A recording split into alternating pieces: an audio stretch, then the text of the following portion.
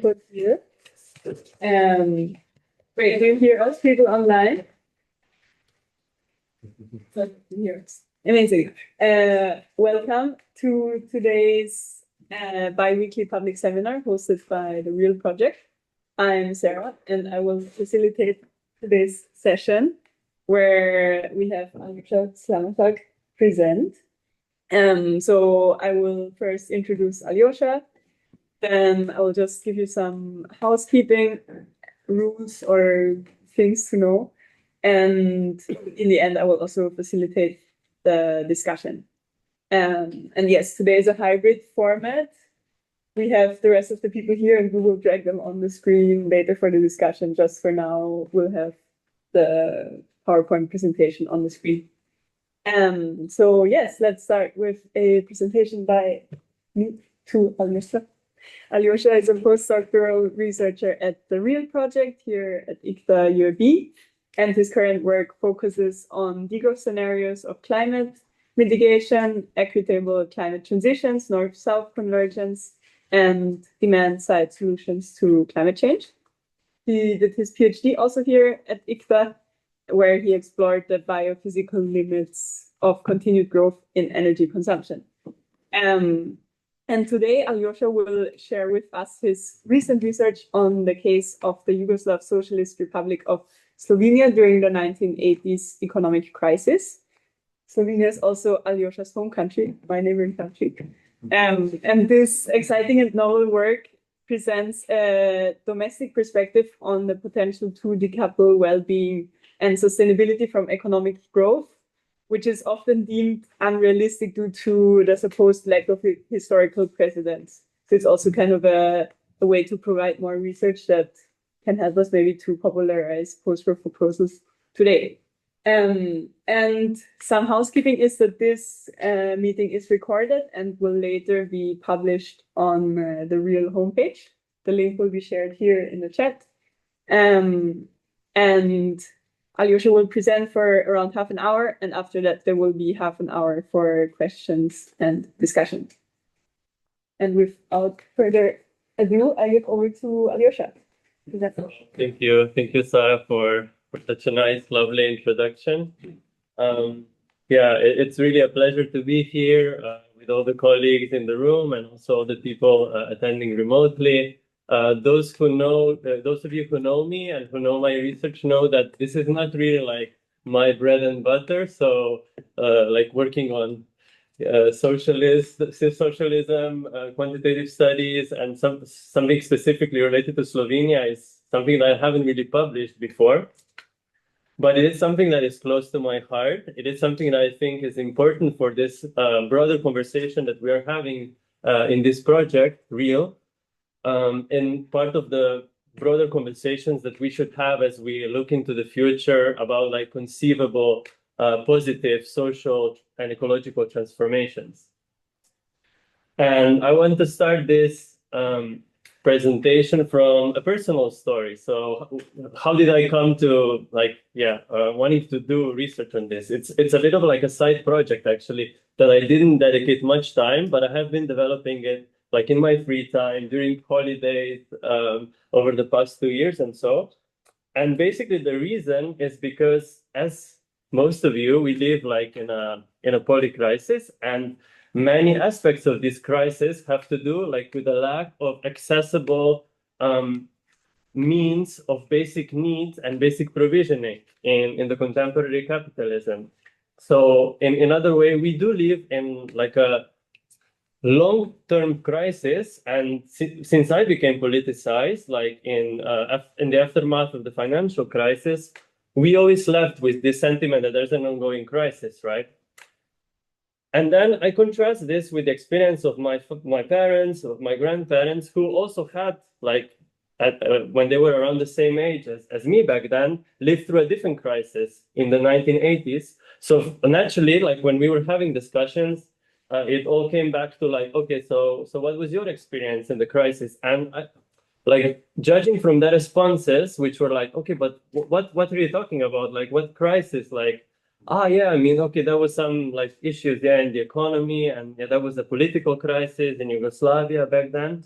I saw that there's a clear contrast between like our anxieties and the anxieties they have back then. And I found it very motivational to see if I can actually get some useful work out of comparing like these different temporalities and different geographies from what we are living to what my parents were living, also to advance our argument and to maybe test this ideological framework of degrowth and post-growth that we are developing in some historical case study.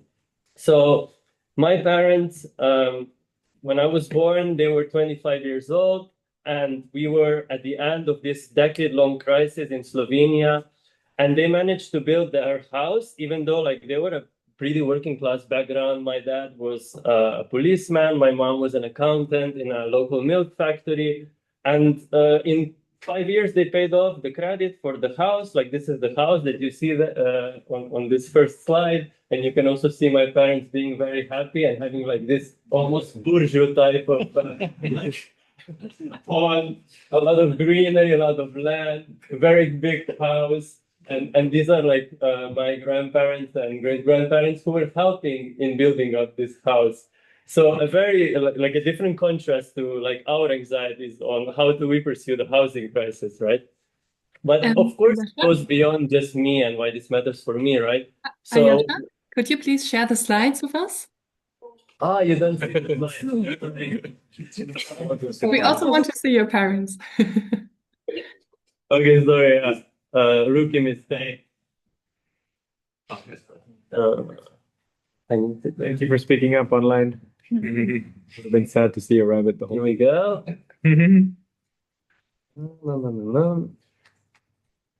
How about now? Can you see my slides now? Yes, now it's better. But we see it in the presenter mode, so you might have to change such that the screen that you share is the one with the big presentation.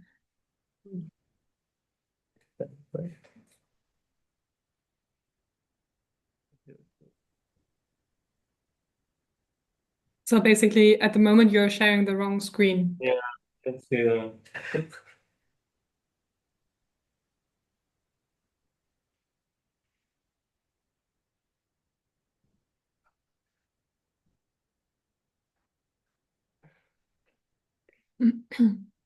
I think you can, like in Zoom, you can like share and then start again the sharing, and Yes. then like go to the screen that is actually showing the full presentation. Okay, that's I think we fixed it now, right? Yes, now it's fixed. Perfect. Okay, that's very helpful, Leah. Thank you so much. So why should we care? Okay, so now those who are online, you can see my parents, right? You can see the house, like, and the pond, and my grandma. Okay, so what's like the broader context? Why do we think this kind of research matters? The research being, of course, like looking into the social outcomes of a socialist country during the crisis. So first of all, I want to connect a little bit to the previous literature of my colleagues who have shown that in developing socialist countries, they typically achieve better outcomes and they achieve like social development goals faster than capitalist country in this like at least earlier stages of development, right? This is what Leah and Dylan, sorry. And Dylan, they presented last year. But how do these socialist countries fare during crisis periods is something that hasn't been specifically researched from, let's say, a post-growth critical lens, at least not on the case of Yugoslavia. And the other, let's say, research gap that I want to address is whether this whole notion of post-growth actually being possible. So is it possible to achieve higher social outcomes while you basically have less productivist drive and less growth in the economy? Is it something that's just as a perspective that still has to be theoreticized and applied, or is it something that we can also learn from historical context? And I think that Slovenia is a good case study that can actually teach us something. So here the research gap is like, what if post-growth isn't only possible, but has to some extent at least actually already been achieved, right? And before I get into the outcomes of my research and so forth, I would actually like to bring you closer to provide some background on Yugoslavia, so we are all on the same page. Because it's also something that I think it's not widely known, right? It's a peripheral country in the Balkans and so forth. So first I talk about Yugoslavia, and then I change focus to Slovenia. So Yugoslavia was the second most devastated country in the Second World War. It never got any reparations from the Germany from it. And despite all that, they actually achieved quite remarkable early development, especially in Slovenia, as we will see later. Now, there are a couple of points that maybe characterize the specific socialist path of Yugoslavia, because in 1948, you basically have a huge split within the Communist International between Yugoslavia, Tito, and the Soviet bloc that was then led by Stalin. And at that point, Yugoslavia basically disassociates from Soviet Union and basically starts its own unique economic experiment that gradually deviates more and more from the social planning type of the Soviet Union. So just keep in mind that when most of the studies talk about socialist countries and their performance versus capitalists, they should probably include Yugoslavia as a bit of a side note, because it doesn't really fit in the Soviet bloc, but it's quite a unique experiment. And the most unique characteristic of Yugoslavia is probably their system of self-management. So the system of self-management basically declared that all the capital and all the ownership is not really ownership of the state, but is ownership of the workers. It was called social ownership. And that was not just legalistic distinction, because this developmental model basically gave a lot of autonomy and, at least in theory, power to make decisions on the concrete investments and decisions on how you manage a company. Of course, there were different stages of self-management, and I cannot really go into that. At the beginning, it was pretty close to, let's say, the Soviet state plan, but then gradually it evolved into a different type of economic system that was characterized with more autonomy for the workers. And the idea, the basic principles then by the 70s of these economic systems was that Yugoslavia tried to basically have an economy that was not strictly market-based economy, that was integrated in the world, mostly Western-based markets, and that had like this horizontal connection of different economic enterprises that were then like joined in like big units, and they didn't compete between each other, but they actually like negotiated over the conditions, prices, and so forth. And this formed part of an autarkic economic plan. So the idea of Yugoslavia, especially in the 70s, was to develop its productive capacity locally to provide for most of the needs locally. Like another characteristic is that from the point of like repression and democracy, Yugoslavia is characterized as socialism with more human face. And actually, a lot of the attempts, for example, both in Poland, Hungary in the 50s, and then Czechoslovakia in 68, were to basically not really emulate this model, but to develop certain characteristics that went in this direction. And finally, most important, and that's why I then changed the shift to Slovenia, is that Yugoslavia was a very federal state that basically didn't have a lot of like joint political decisions other than external relationships, military, and central bank. It was very much aligned, very much similar to how the European Union functions right now, but maybe republics had even more autonomy. Now, the specifics of Slovenia within Yugoslav context is that it was always the most developed country and actually had like a really remarkable achievement of how it managed to build its productive capacity and economy that was completely devastated in the war. Because if you look at the economic output of this economy, it basically caught up. It exceeded any other socialist economy in the world. So it was a little bit above the GDR, no, the Democratic Republic of Germany, and also above Czechoslovakia, that were like the reference for the most successful socialist countries. And actually, by the late 80s, it started catching up even with neighboring Western capitalist countries. So it equaled with Italy, and it became very close to Austria. Then everything went wrong. In the 1980s, conveniently, that was like circumstantially, to some extent, at the time when President Tito died. So there are a lot of like associations of how this was basically the trigger. But like contemporary historians don't think that was really the case. So what basically happened is that in the early 1980s, Yugoslavia entered a profound crisis.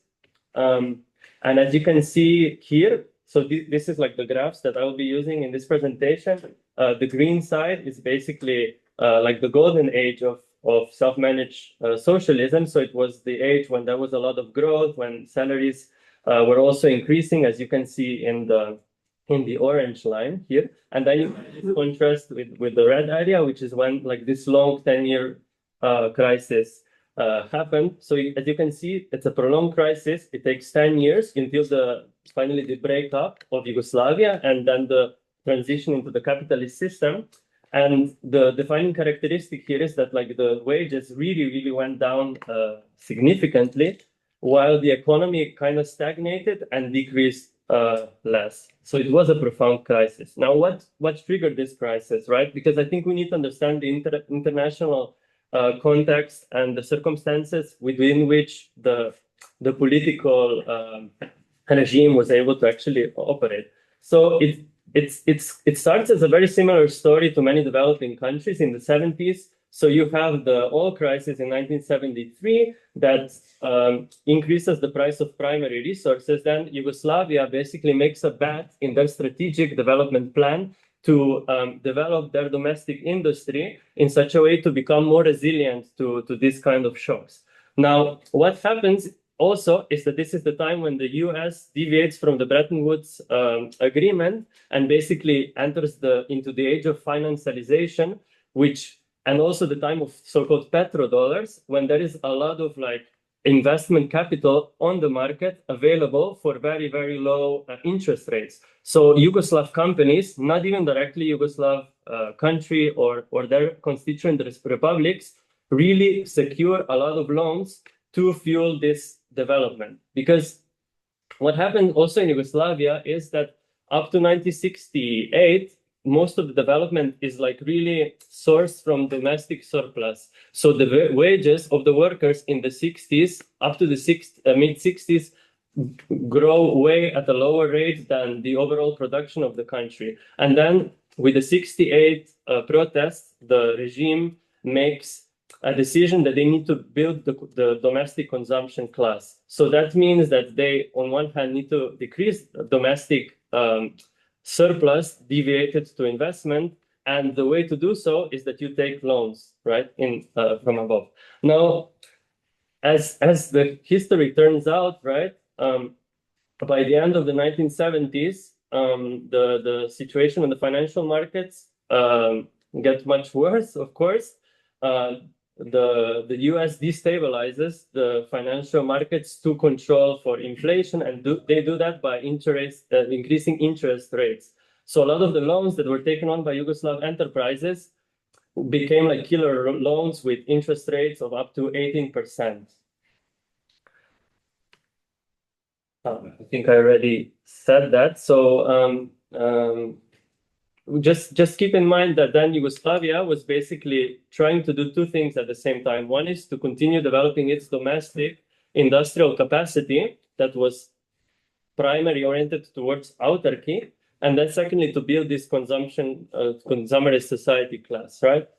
And then what happens is that this bet doesn't really work out, and it doesn't work out because on one hand, the price of primary resources doesn't increase relatively to the capital goods as it was projected. So basically, the resources drop relatively to the price of capital goods. So then Yugoslavia needs to use, like Yugoslav enterprises, use those investments to purchase expensive capital equipment from mostly Western companies, while at the same time they don't get the profit margins, from the domestic industry that they develop. And on the other hand, they also increase wages for the people, so cost the status of living increases. Then they also invest a lot in like social sector, as we will see later. And they have this huge debt now that is accrued. So that is a shortfall. And that's why in 1980, Yugoslavia basically enters into like this huge debt. So you can see here, like from 1970, from around 3 billions to 20 billions of dollars. And this debt is never really reduced, due to this really high interest rate. So Yugoslavia actually pays back more than they owned during the 1980s, but they still managed to cut foreign debt only by 4 billion. And this is clearly then a recipe for disaster. Now, this kind of looks quite grim for Yugoslavia, right? And for Socialist Slovenia as one of its constituent republics, but was that really the case? And this is where my analysis comes in. So what I did in this work is that I combined simple econometrics, analyzing different socioeconomic data from statistical bulletins, household surveys, and then do some modeling on the specific provisioning of goods and services for the households, and I contrast two periods. One is the 1970s, 1979, which is the golden age of socialism, and then the crisis period. And then I also provide an additional explanation of the underlying factors of said decoupling by analyzing the policies, the politics, and also the evolution of public opinion. And this is largely based on analysis of public opinion polls from that time, and also historiographic work of different historians. Now, what I mean by decoupling, okay, don't get scared by this slide because I'm gonna explain. So by coupling, we mean how a certain social outcome is tied to the economic growth, to the economic output of the country. And we basically have four possible situations of what happens as we move from the golden age period to the crisis period. So one is coupling, and coupling means that the relationship between social product, so the GDP equivalent, and a certain social variable, for example, inequality, remains tightly linked. So that basically Yugoslavia, in socialist Slovenia, as the GDP goes down, so does also increase the inequality, okay? Then you have relative decoupling, which is, let's say, more desirable because it applies when GDP goes down, but then on the other hand, the inequality doesn't increase in a similar degree, but still increases. Then we have absolute decoupling, which is a positive outcome because it means that despite the GDP goes down, the social outcome, like inequality, continues to decrease, hypothetically speaking, but it decreases at a lower rate than it did in the preceding period of the golden age of socialism. So it's like, okay, we're still improving the social outcomes, but not at the pace when we had economic growth in the country. And then hyper decoupling is a situation where you would actually have a much faster, well, where you would have at least as fast or a faster increase in social outcomes, positive social outcomes, than in the preceding period. So that would be like the best hypothetical example. And now we're going to look at a selected indicators, and then I'm going to give an overview of all the indicators that I analyzed. So if we start with the income and social products, so this is where basically Slovenia performs the worst because we have absolute coupling. So we actually have a higher diminishing of wages than we have the diminishing of the GDP. And just for the reference, so all the values that I give here are PPP adjusted, so are adjusted to the purchasing power in socialist Slovenia. They are also given in international dollars for 2011. This is just so that we have a uniform frame of reference that we can compare in both periods. Okay. So we can see the wages declined significantly while GDP declined also, but not as much. And in a different analysis, I also estimate that the share of income in the houses that was dedicated for essential needs, so essential needs include nutrition, housing, some like bare essentials of cosmetics, clothing, etc. So like the share of the wages of income that households had to dedicate to those essentials increased by 10%. So that's clearly like not a desirable outcome. Then we also see kind of a similar thing with life satisfaction from the opinion, from household opinion surveys. And what we see here is that through the 70s, the well-being, so the people actually said that they live better than they did in the previous 5 years. And then this starts to decrease, but with an exception that even up to 1984, so already 4 years into the crisis, the majority of people still say that they live better than 5 years ago. So it seems that there is quite a lot of resilience by the people who have lived through this crisis up to the 1984, in a sense that they still feel they live better than they did before the crisis. But then after 1984, this changes. And it actually surprised me that it didn't change more, so that like there wasn't like more of a universal opinion that they are like living way worse, but still it's a notable change. Then we go to the unemployment, and actually unemployment is one of the cases where we see absolute decoupling, so where the state manages to secure full employment with like some minor variations. I mean, going up to 4%, it's really low rate of unemployment that most of Western capitalist countries don't achieve even now. And in 1991, 5% unemployment. So yeah, that's like one of the, let's say, achievements, because it didn't blow up.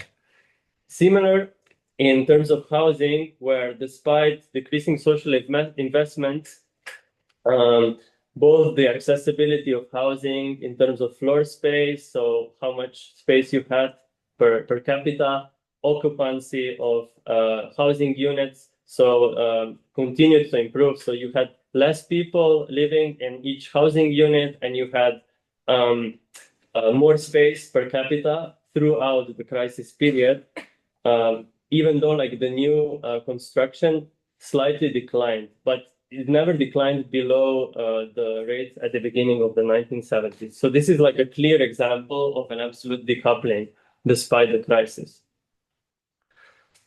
And then finally, democratic deliberation. So this is like on a public opinion poll where they ask people like, do you think that the state of democracy and your faith in the system has gotten worse or better compared to 5 years ago? It's quite astonishing to me that if you compare, so here you have to contrast it to the blue line of 5, which is basically where people are indifferent and say it's the same, that you don't see like a profound collapse of public opinion and trust in the system, but you actually see that most people throughout the crisis either think that democracy, the state of the democracy, is the same or even slightly better.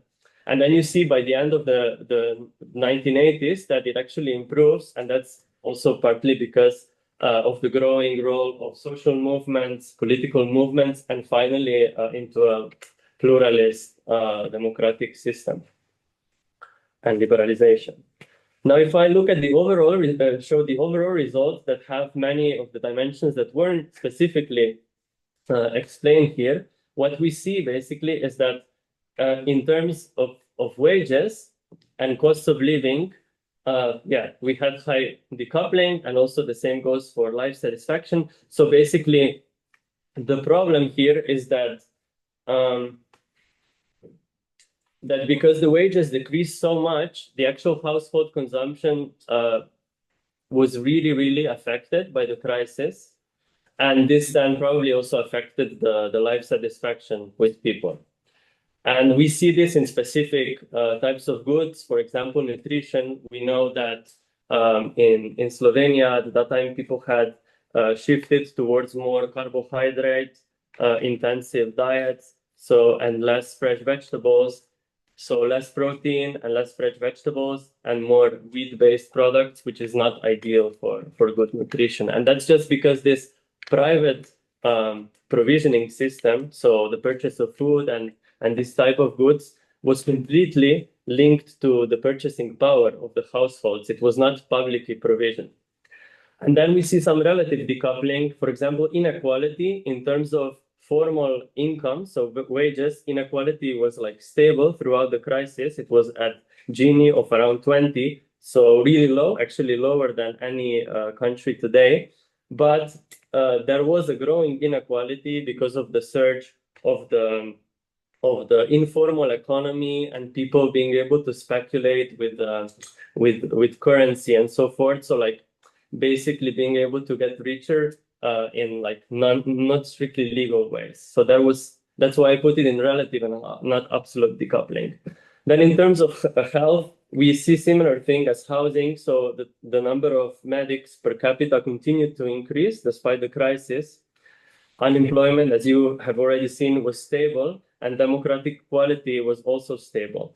And finally, if we look at the specific goods that were available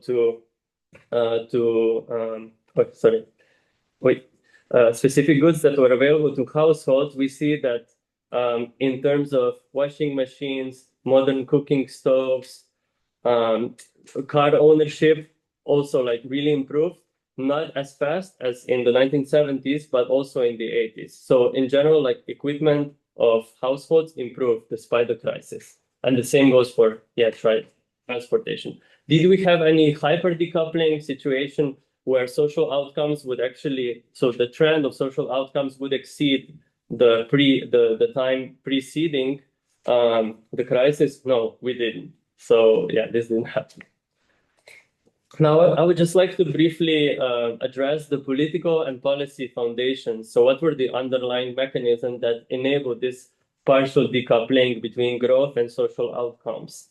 Now, first, let's look at the mechanisms that actually strengthen the coupling. So in terms of income, and then also consequently life satisfaction. So these, I think, were clearly policies developed by country, by the government that were recessionary and that were specifically like imposed, even though like they were agreed upon by the government, by the IMF and the World Bank. Because what happens in 1980 is that Yugoslavia, to basically fix the so-called balance of payments problem and to secure foreign currency to keep their factories working, they agree for a bailout. And bailout is conditioned. It's one of on economic reforms and austerity. So it's one of the first structural adjustment programs developed and applied in any country. And I think it's probably the first one applied in a socialist country.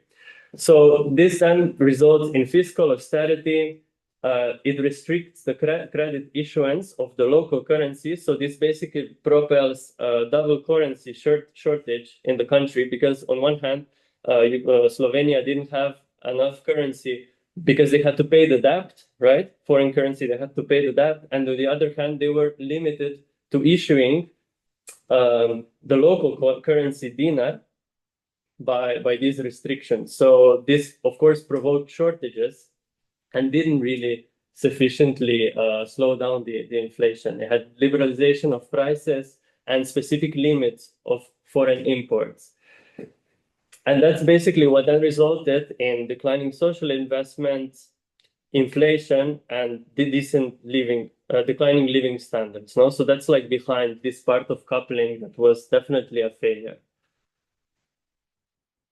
Now, if we look at the other side, like, so how did they achieve partial success with decoupling? Is that government did restrain its stabilization program and did apply some policies that contravened, that were countermeasures to this, right?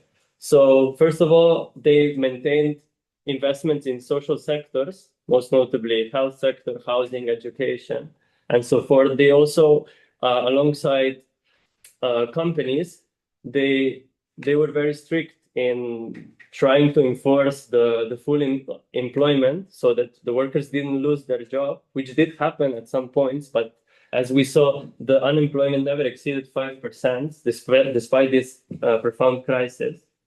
And they also never completely liberalized prices. So a lot of the basic goods like bread and milk were heavily subsidized and like much more cheaper than if you went abroad to buy them. Of course, like a lot of these measures also had their like side negative effects, but we won't go into these. And then an important role of the alternative economies. So the economies that step in where the state cannot provide or that is failing, which is like really, and I think that this is something that's really worth to study more, is just the ability of Yugoslavia in general, not just Slovenia, to develop like a very interesting cultural hegemony of solidarity. So solidarity that goes beyond solidarity with the state, but solidarity with the people, even against the state. So people self-organized. They did community childcare. They were carpooling when there was a lack of fuel because of the oil crisis. There was an interesting case study of re-agrarization. So Yugoslavia, after the Second World War, de-agrarized. So it wanted to industrialize. So it stopped basically, it had an issue with providing enough local food because they prioritized so much the industry. But what with increased prices of food happened is that a lot of people, a lot of households shifted from urban households into mixed households where they were actually starting to cultivate for their own food. So you had like gardens, urban gardens. So this is in the picture, I don't know if you can see it, is in Ljubljana. And people started using empty public spaces to put gardens there. And then people also relied on their family on the rural. So there was like more local domestic production, and even like workers in their free time, they were cultivating the land. And then there's this phenomena of fush, which was that people took literally the notion that means of ownership, means of production are collectively owned. So they started like taking materials and tools from their factories and companies for their own like private free time enterprises back home.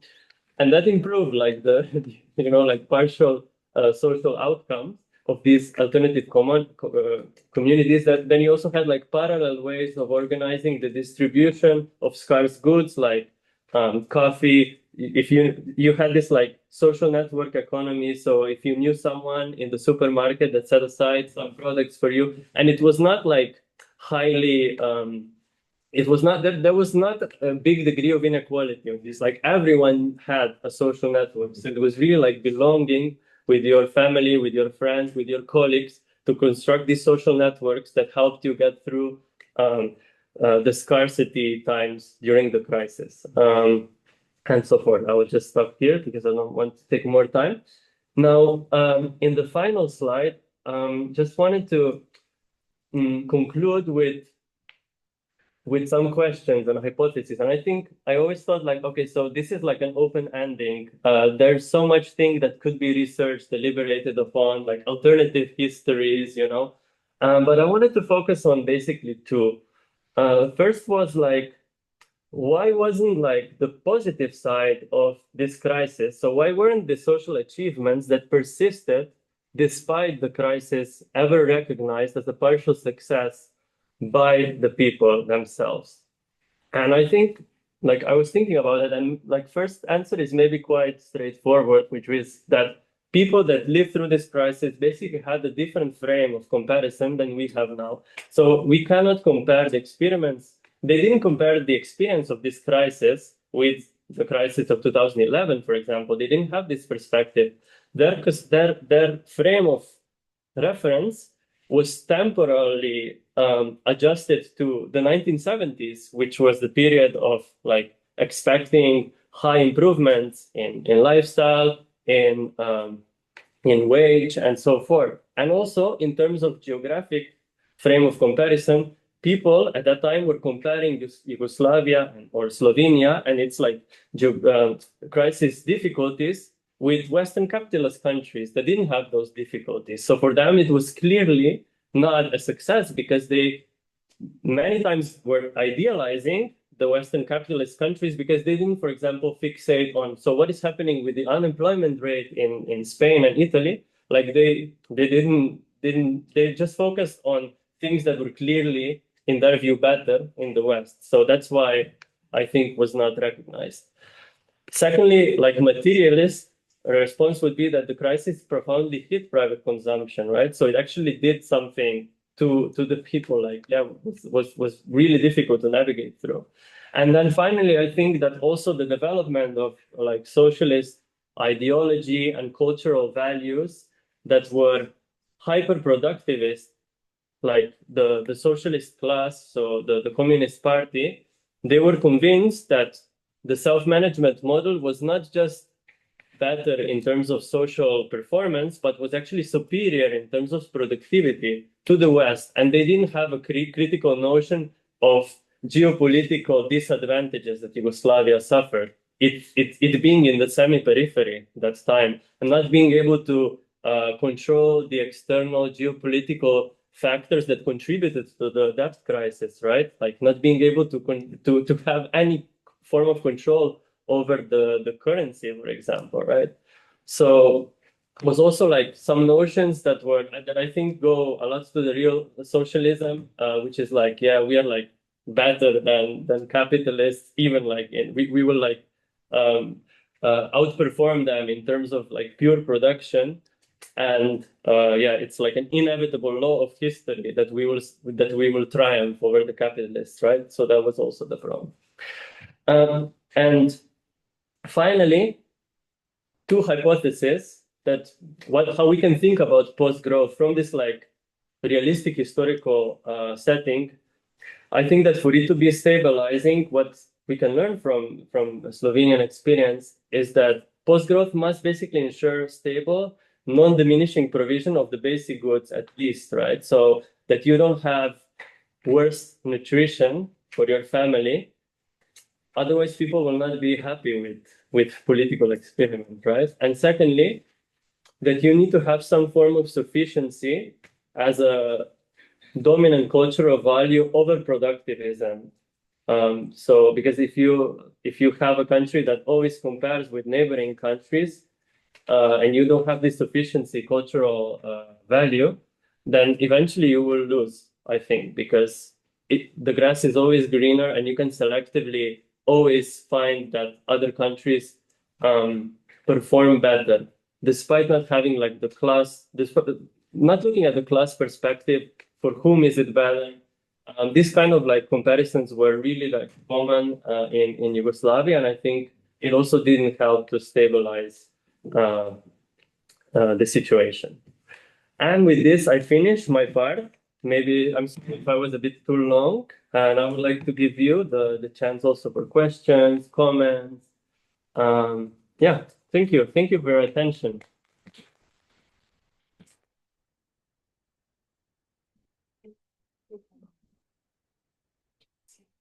I will stop sharing that. Amazing. Thank you so much, Aljosha, for this fascinating and really in-depth presentation. Yeah, I didn't want to cut you because I feel like there was so much to learn. So now we have around 15 minutes for questions. I would say, and here we still, for some reason, have the presentation mode. We'll try to fix this. I would say are you fine with taking maybe 2-3 questions at once? That we maybe start with one round from the room and then one round from the online room, and then we see if we have time for more. So please raise your hand if you have a question. Bruno, Ferros, where's the two? Is general. General. We jump right into general. Okay, great. Let's start with Bruno.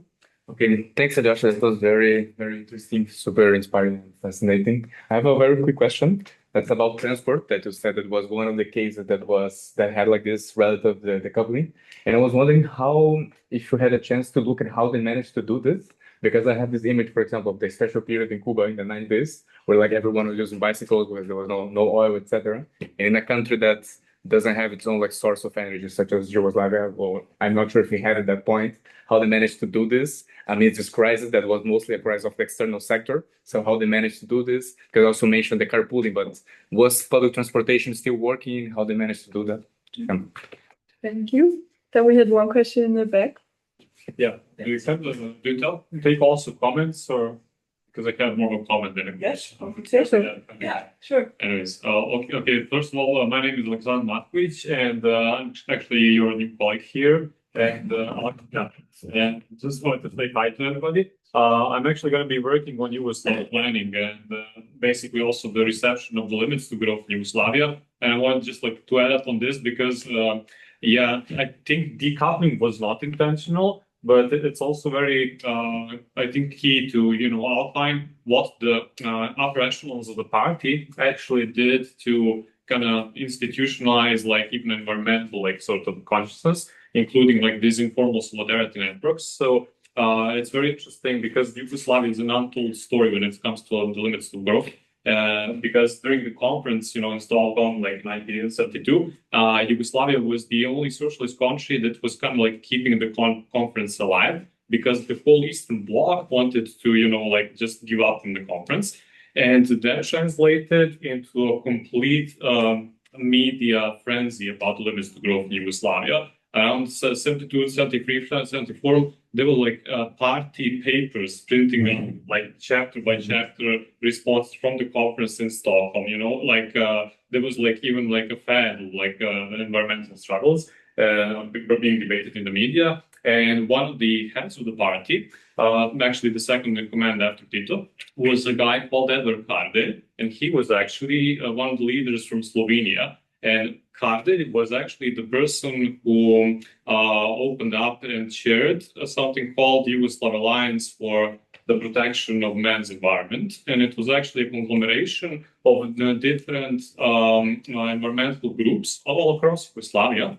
And one of the things that they did was reinstitutionalize like local communities all across the country. There's an institution that's not, I don't think it exists elsewhere, and it's literally called local community mesna zajednica. And these informal networks that Aljoša is speaking about, I think that they were actually created, through these like local communities. They were literally like centers in your own neighborhoods where you can like meet other people, exchange stuff, exchange ideas, and debate how your neighborhood will look like. And they were also at one point points of mobilization. For example, if you wanted to clean up the river or plant some trees, you would actually have an institution in your neighborhood which does that. And I think it's a very good thing because also, since I come from Serbia, these local communities, they still exist. But now they're like a key struggle for citizens' assemblies, which are currently trying to, like reshape them once again. And it's very interesting. Their history can be, something that I guess like could be used. And I was wanted to make that comment because I think I have to cut you at some point because otherwise we don't. Yeah, okay, that's it. Thanks. It's super interesting. It looks like we should have you at this. Well, I'm sorry for cutting you off. Okay, we'll take the question off for Ross and then move on to Anne. Thank you so much. Thank you, Aljoša. Thank you for turning a passion project that was at Pontevedra and turning it into an analysis like this. I have two questions about the argument. The first is, how do you rule out, so Slovenia is one of the 6 republics, from what I understand. How do you rule out the idea that it was able to stabilize its levels of consumption or was able to achieve decoupling in some sectors by cutting off or exploiting or increasing inputs from other republics or from other places? That's, for example, like one of the classic examples of like the Asian tigers, for example, like they're able to achieve some things, but you cut the leg to grow the arm type of argument. So how would you rule that out? And the second one, being a degrowth political ecology land people, I'm curious what in this process of crisis management, I didn't see any social outcomes or parameters related to land, ecology, or pollution, or any of these elements. Was there like a price? Was there like a Faustian bargain, or did those outcomes also improve in the process of this kind of transition? Thank you. Okay. I'll hand it back to you. So the transport question and then the 2 questions from the Ross. Okay, yeah. Well, thank you also to Alexander for his comment. I think it's maybe better if we talk in private. But yeah. I also hope that you. No, I mean, we could have like a very long. Yeah, I really appreciate your views, also your work on Yugoslavia's Marxist centers on limits to growth and how they wanted to like push them as part of the government program. I really hope that you will also present it to us soon, because yeah, it's a very valuable contribution. Regarding Bruno's and Feroz's questions. So regarding transport, so what happened with transport? So Yugoslavia did have like also oil shock impacts. It implemented very similar measures as, for example, the US. So like the Carter administration after the Persian crisis in '79, they limited the purchases of petroleum, and also you couldn't like, it depends on your registration on the car, you could drive one day or not. Like that's the same in the 1980 Yugoslavia did under Milka Planinc, who was the second woman prime minister of any country in the Western world, Western or Yugoslavia.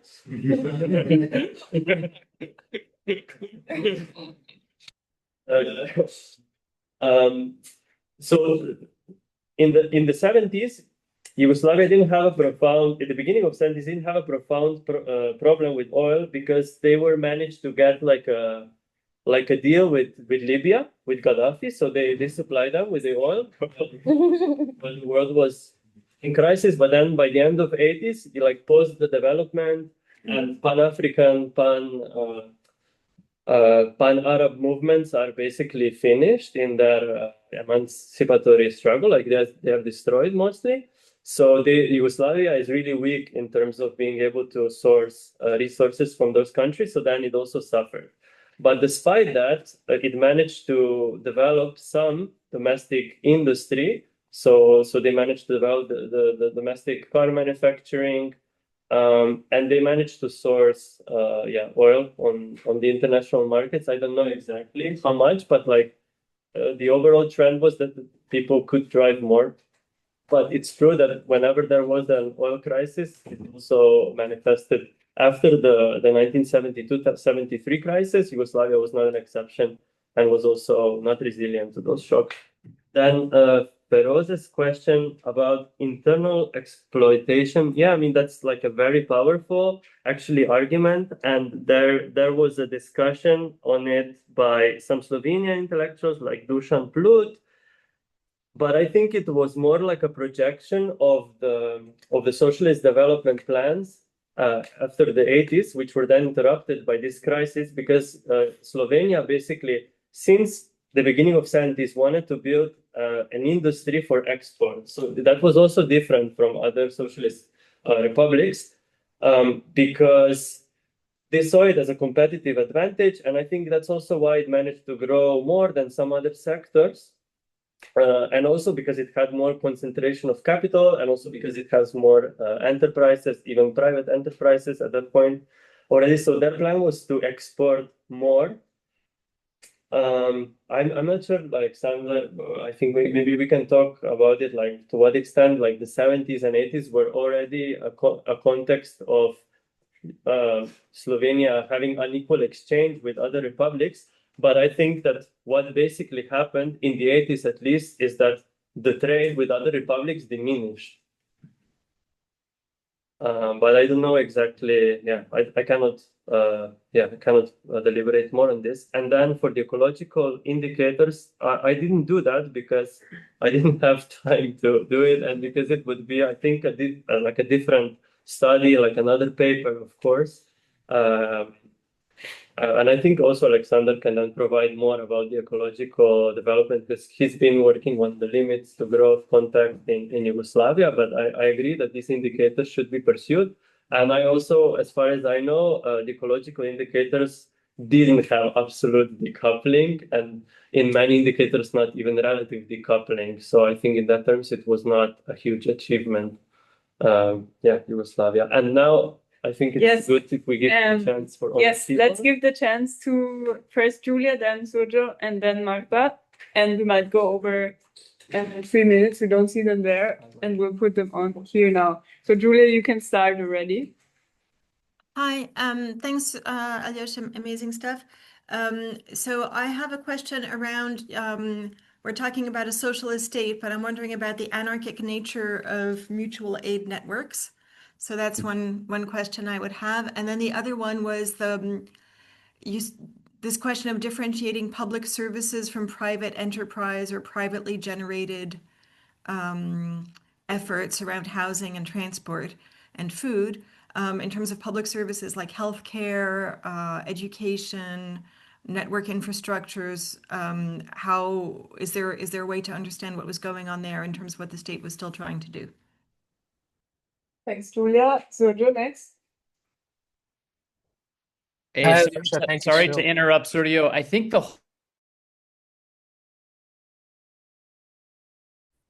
No, we don't know. If it ends, then I think it's beyond our capacity to prolong.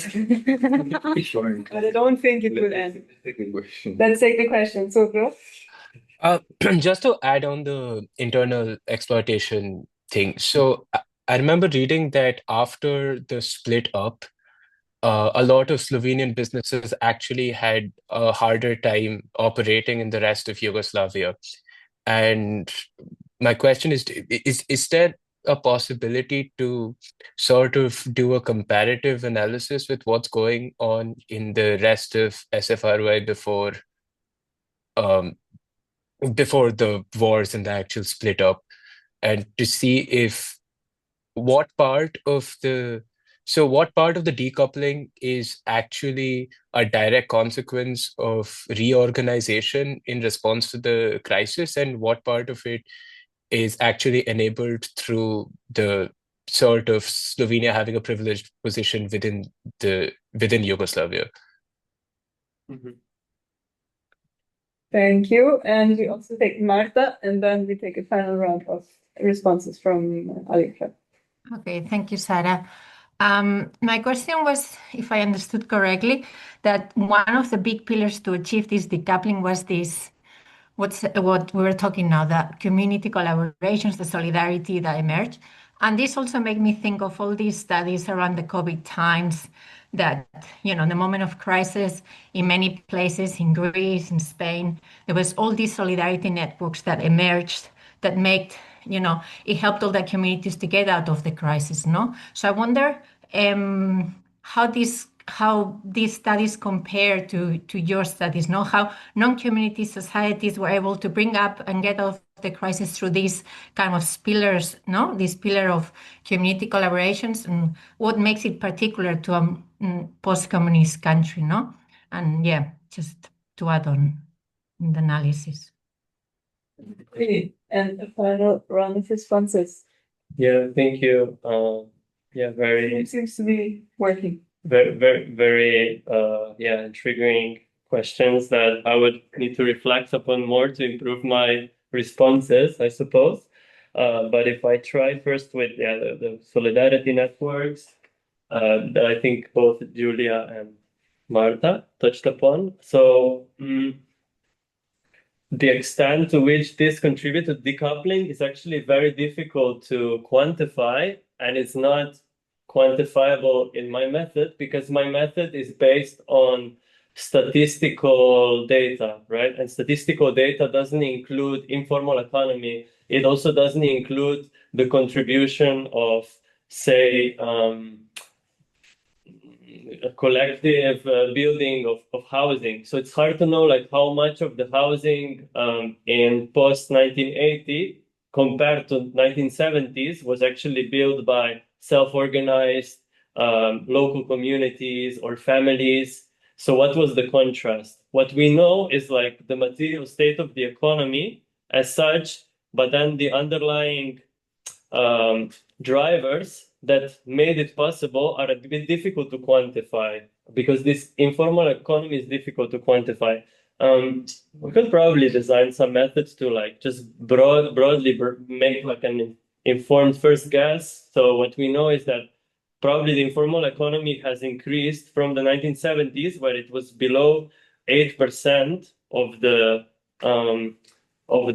social product up to 15% in the 80s in terms of value output. But then, this is difficult because then you're monetizing the work of worker collectives and communities. And yeah, I think it's difficult to quantify, but I would say that it's probably something that more than being reflected in quantitative social indicators, so more than being reflected in the numbers of houses built, in the state of education, the nutrition indicators and so forth, they are probably more reflected in how people subjectively view the crisis. And I think that this entanglement between the economic analysis of the crisis, which looks like really profound because people have lost 40% of their wage in a decade, and the economy has decreased by 10% in a decade. And when we have personal stories and people say oh yeah, what crisis? Oh no, we were fine, I think that's where probably this personal element of people being able to navigate through the crisis is actually more clearly demonstrated. But I'm not sure to what extent it is quantifiable and to what extent it actually requires a more anthropological work. Also having in mind that the frames of reference are very different from today's crisis. So the values of the people living through that crisis are different. So they will always subjectively view the crisis differently, So I think, yeah, a lot of possible avenues to explore this. I think what we can do right now is just say those solidarity economies were very, very important. And also to clearly see the link between the socialist cultural hegemony being an enabling space where this kind of networks were being able to form, especially this cultural, there was a really high cultural acceptance against inequality. People were very angry if they saw a Communist Party functionary driving a Volkswagen Golf, which is a very modest vehicle in all standards, right? I mean, compared to a domestically produced Fiat 500 Cinquecento. So people were upset, no, but those bastards are driving a Golf, and then it's nothing compared to the inequalities we live now. I don't want to deviate too much. And I'm not sure if I was managed to address Julia's point as well. I'm sorry, Julia, but we can revisit it. But then also thank you, Surjo, for your suggestions.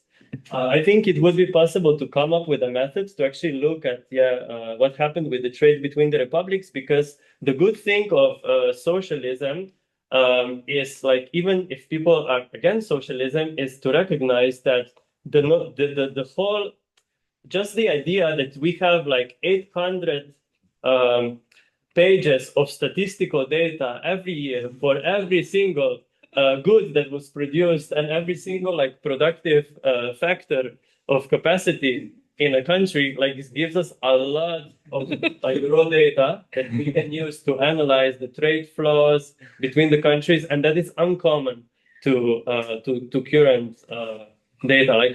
For many things, like the nutrition basket, the ownership of cars and per capita passenger kilometers that I analyzed is something that I don't think I would be able to do for all the Western capitalist countries now, because they just don't care about these indicators anymore. But in socialist accounting, you have very, very clear preference for input-output tables. So I think there are a lot of methods that can be potentially developed there, yeah. And with this, I unfortunately have to finish. But yeah.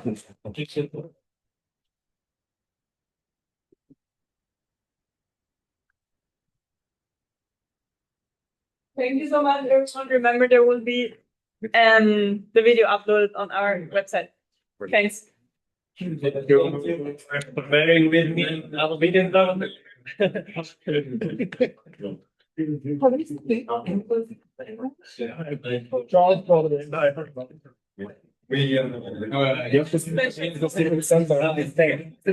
Bring us here.